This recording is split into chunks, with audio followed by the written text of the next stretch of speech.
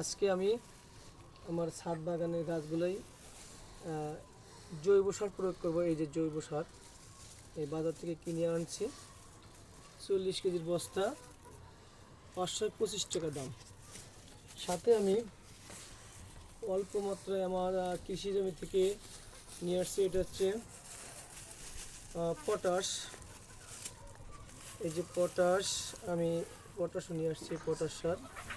এইগুলো আমি অল্প মাত্রায়, যে এতটুকু, এই যে গাছটা অল্প, হয়তো বা এতটুকু, এই সাইডে এতটুকু এবং অল্প অল্প প্রয়োগ করব। আর নিয়ে আসছি ফসফেট এবং ইউরিয়া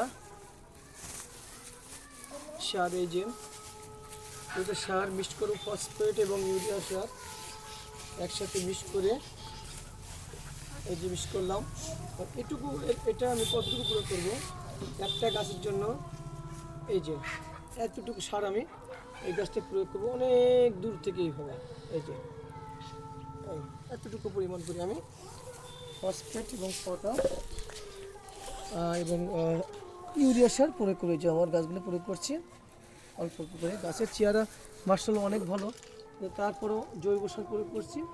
এর সাথে এগুলো প্রয়োগ করতে হবে ফল মোটা পাওয়ার জন্য। এইভাবে গাছগুলো ধরবো, ধরে এইভাবে এই অল্প অল্প করে দিব প্রত্যেকটা গাছে। এই যে এইভাবে এইভাবে এতটুকু পরিমাণ, এর বেশি দিলে গাছ নষ্ট হয়ে যাবে, সার একসাথে গাছ নষ্ট হয়ে যাবে। এই যে